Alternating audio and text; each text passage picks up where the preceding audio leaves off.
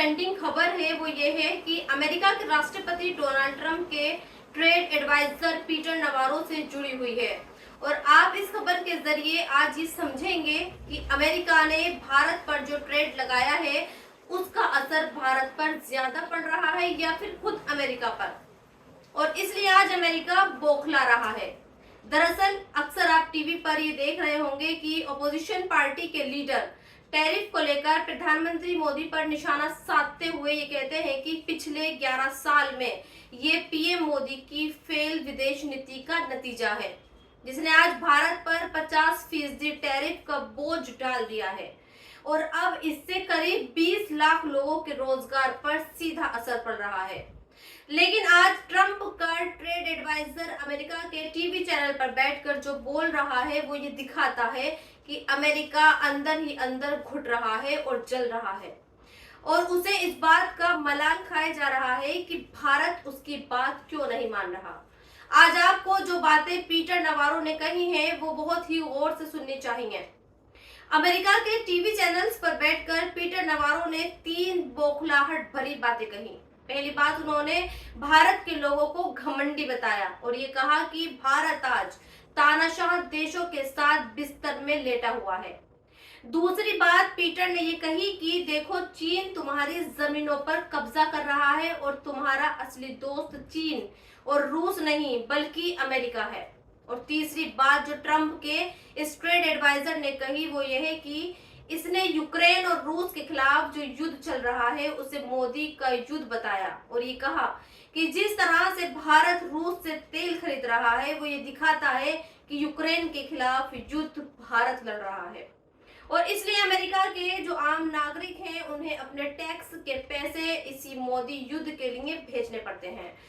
अब आप ये बताइए, अगर पीएम मोदी ने पिछले 11 साल में विदेश नीति के जरिए कुछ नहीं कमाया होता तो क्या आज अमेरिका जैसे देश के राष्ट्रपति का एक एडवाइजर इस तरह की बातें कर रहा होता?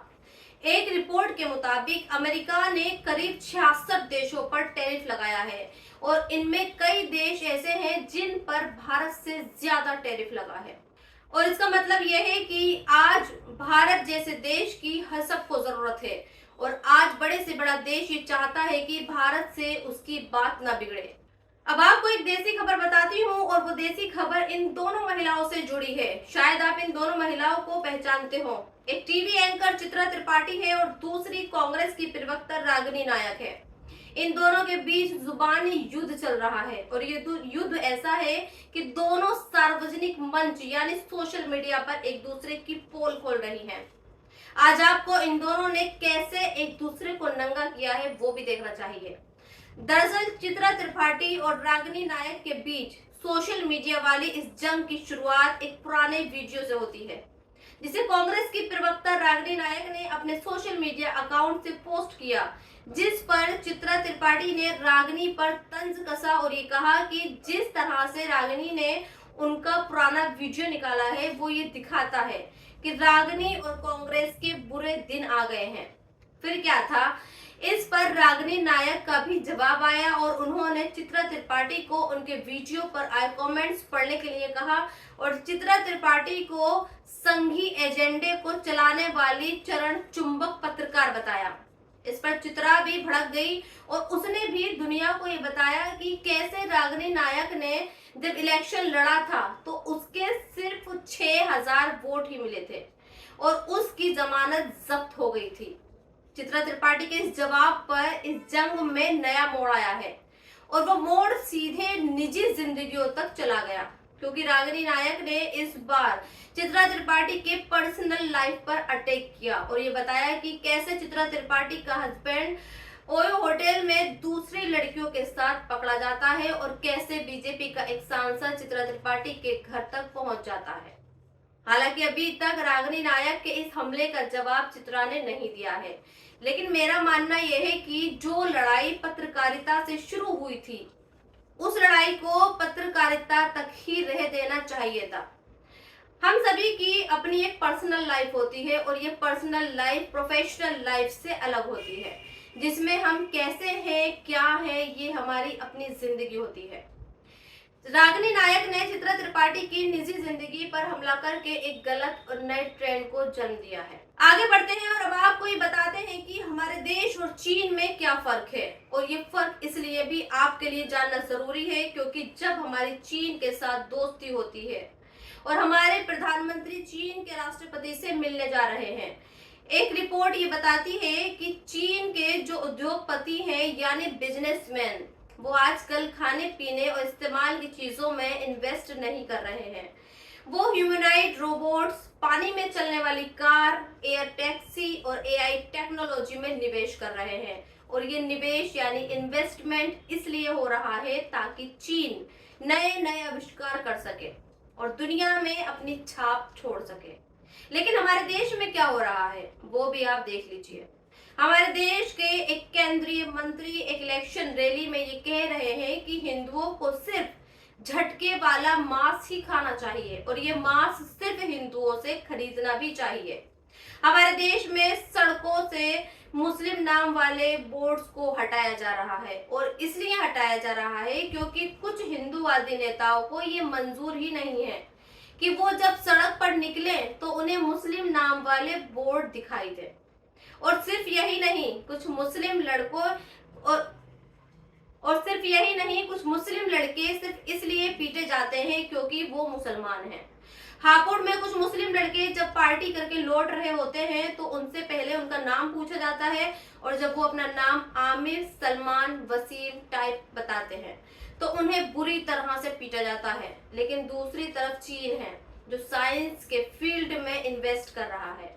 ऐसा नहीं है कि वहां पर अलग अलग धर्म के लोग नहीं रहते हों, वहां पर भी हिंदू हैं, वहां पर भी मुसलमान हैं, लेकिन वहां पर धर्म के नाम पर राजनीति नहीं होती और इसलिए वहां के बिजनेसमैन और आम लोगों के दिलों में अपने ही देश के लोगों के लिए नफरतें भी पैदा नहीं होती।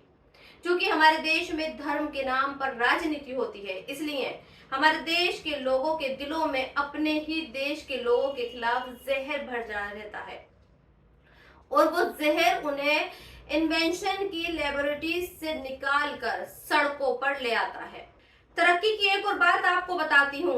अंकित कुमार अवस्थी नाम के एक IITian ने एक पोस्ट लिखी है और आज मैं ये चाहती हूँ कि आप इस पोस्ट में लिखी गई हर एक बात को बड़े ही गौर से सुने क्योंकि ये बातें आपको ये बताएंगी कि जिस देश में धर्म के नाम पर राजनीति नहीं होती वो देश कितनी तरक्की करता है। अंकित अवस्थी लिखते हैं, रूस दुनिया का एकमात्र ऐसा देश है जिसके पास परमाणु संचालित आइस ब्रेकर जहाजों का बड़ा बेड़ा है। ये विशालकाय जहाज ऑन बोर्ड परमाणु रिएक्टर से चलते हैं।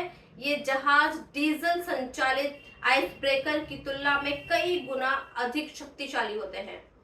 एक बार ईंधन भरने पर ये जहाज लगातार 5 से 7 साल तक बिना रुके चल सकते हैं। इनका काम बर्फ से ढके आर्कटिक महासागर में बर्फ को तोड़कर रास्ता बनाना होता है ताकि कार्गो जहाज और रिसर्च वेसल्स आसानी से आ जा सकें। क्योंकि अंकित अवस्थी की लिखी इस पोस्ट पर कुछ लोगों ने एतराज जताया और ये कहा कि शायद ये पॉसिबल ही नहीं है। जो देश एक छोटे से देश यूक्रेन को नहीं हरा पा रहा और पिछले 4 साल से लगातार उसके खिलाफ युद्ध लड़ रहा है, वो देश इतनी तरक्की कैसे कर रहा है? उस देश के पास इतना बड़ा जहाज कैसे हो सकता है? तो यकीन जानिए, जब मैंने इस पर रिसर्च की तो पता ये लगा कि वाकई रूस के बारे में जो जानकारी दी गई है वो सही है। रूस ही दुनिया का एकमात्र ऐसा देश है जिसके पास परमाणु संचालित आइस ब्रेकर जहाजों का बेड़ा है। ये जहाज डीजल वालों से ज्यादा शक्तिशाली है और एक बार तेल डालने से 5 से 7 साल तक बिना रिफ्यूलिंग के चल सकते हैं और आर्कटिक में बर्फ तोड़कर रास्ता बनाते हैं। और जानते हैं, हम आज भी कारों के इंजन बाहर से इंपोर्ट करते हैं और तब जाकर हम कार बना पाते हैं। और इस वीडियो के आखिर में आपको किस्मत का खेल दिखाती हूँ जिससे आप ये समझ पाएंगे कि किस्मत जब पलटती है तो फिर सीधे आपको नंगे पैरों से लंबोर्गिनी में पहुंचा देती है। और इसका सबसे ताजा एग्जाम्पल है राजू नाम का ये आदमी जो मध्य प्रदेश की गलियों से निकलकर आज दुबई पहुंच चुका है और जिसने कभी साइकिल नहीं देखी थी। वो आज दुबई की शानदार और आलीशान गाड़ियों में घूमकर रील बना रहा है। इस राजू नाम के आदमी ने एक गाना गाया, दिल पर चलाई छुरियां।